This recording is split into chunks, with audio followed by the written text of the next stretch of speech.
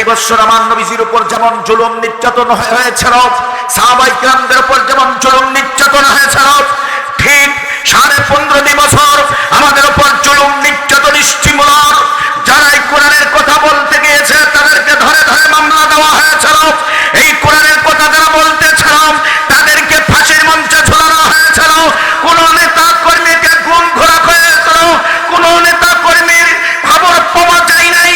নেতা কর্মীদেরকে ধরে ধরে আয়না ঘরের ভেতরে ঢোকানো হয়েছিল। কথা বলুন ঠিক কিনা?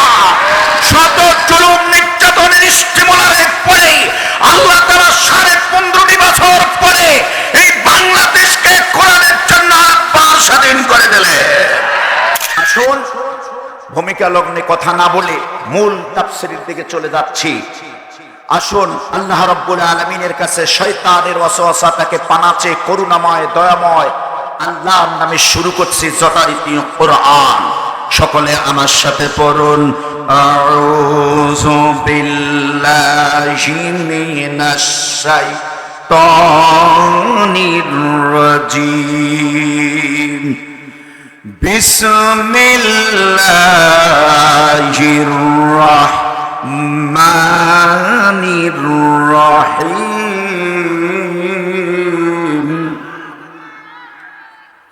আল্লাহ রাব্বুল আলামিনের কাছে শয়তানের ওয়াসওয়াসা থেকে পানাচে করুণাময় দয়াময় আল্লাহর নামে শুরু করছি যথারীতি কোরআন।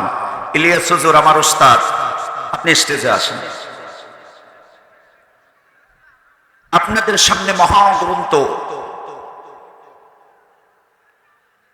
আল কোরআনুল কারীমের 18 নম্বর সূরা, সূরাতুল কাহাফ।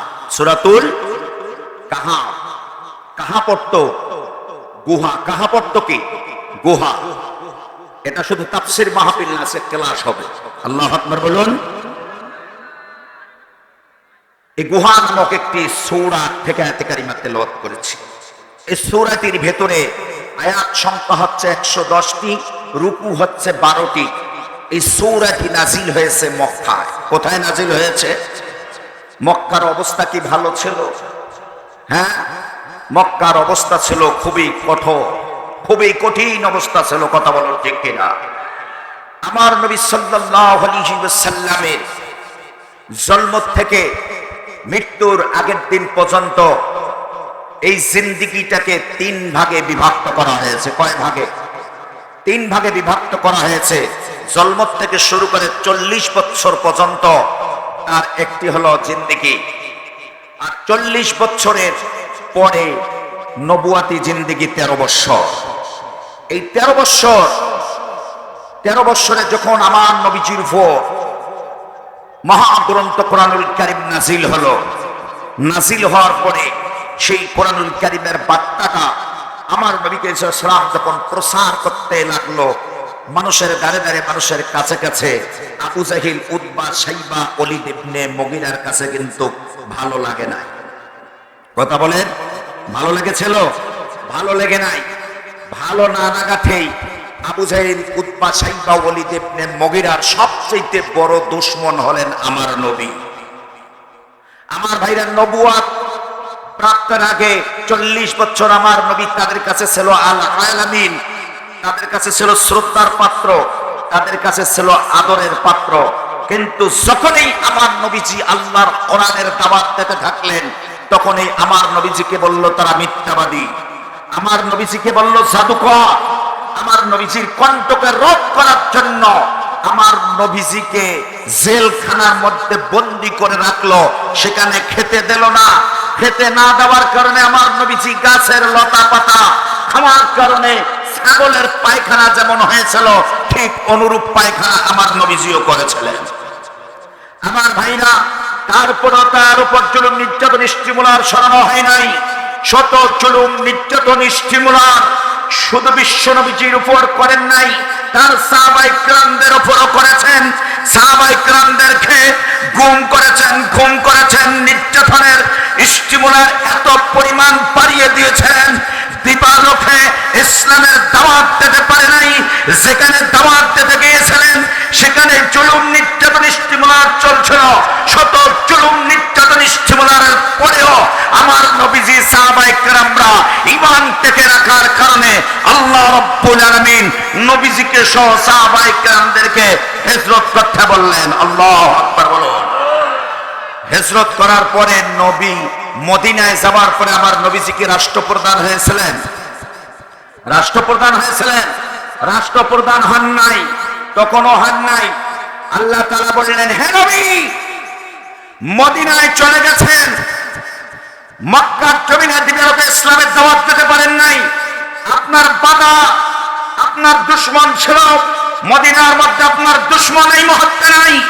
উন্মুক্ত পরিবেশে আপনি ইসলামের দাওয়াত দেন, মানুষের ঘরে ঘরে, মানুষের কাছে কাছে ইসলামের দাওয়াত দিয়া মানুষদেরকে ইসলামের ভেতরে প্রবেশ করান। আর মানুষগুলো যখন না পাচ্ছেন মুসলমান ইসলামের ভেতরে প্রবেশ করবে, তখন এই মদিনা আপনি রাষ্ট্রপ্রধান হয়ে যাবে।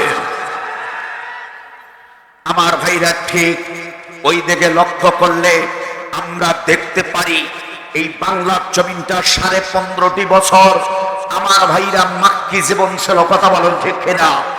13টি বছর আমার নবীজির উপর যেমন জুলুম নির্যাতন হয়েছিল, সাহাবায়ে কেরামদের উপর যেমন জুলুম নির্যাতন হয়েছিল, ঠিক 15.5 বছর আমাদের উপর জুলুম নির্যাতন স্টিমুলার যারা এই কোরআনের কথা বলতে গিয়েছে তাদেরকে ধরে ধরে মামলা দেওয়া হয়েছিল। এই কোরআনের কথা যারা বলতেছিল তাদেরকে ফাঁসির মঞ্চে ঝোলানো হয়েছিল। কোন নেতা কর্মীকে গুম ঘোরা হয়েছিল, কোন নেতা কর্মীর খবর পাওয়া যায় নাই। নেতা কর্মীদেরকে ধরে ধরে আইনা ঘরের ভেতরে ঢোকানো হয়েছিল। কথা বলুন ঠিক কিনা? শত জুলুম নির্যাতনের স্টিমুলারের পরে আল্লাহ তাআলা 15.5 বছর পরে এই বাংলাদেশকে কোরআনের জন্য আবার স্বাধীন করে দিলেন। আমার ভাইরা, এই স্বাধীনতাকে রক্ষা করার জন্য আমাদের এখন ভূমিকা। আল্লাহ তাআলা বললেন, এখন তোমাদের কাজ হলো আগামী দিন বাংলার জমিনে যদি তোমরা কোরআন যদি সংবিধান করতে চাও, কোরআন দিয়ে যদি রাষ্ট্র পরিচালনা করতে চাও, তাহলে তোমাদের লক্ষ্য উদ্দেশ্য থাকবে মানুষগুলো যখন ইসলামের ভেতরে প্রবেশ করবে তখন এই নির্বাচন দিতে হবে। নির্বাচনের প্রার্থী এমন ব্যক্তি হবে যে মসজিদের মেম্বারে বক্তব্য দিতে পারবে, যে মসজিদের মেম্বারে খুতবা দিতে পারবে, যে মসজিদে ইমামতি করার যোগ্যতা থাকবে। এমন একজন ব্যক্তিকে, আল্লাহওয়ালা ব্যক্তিকেই যদি নির্বাচনে যায়, ওই আল্লাহওয়ালা ব্যক্তিকেই নির্বাচনে জয়যুক্ত করে এই কোরআনকে সংসদ ভবনে পাঠাতে চান কারা কারা? 2 হাত তুলে দেখাই তারা।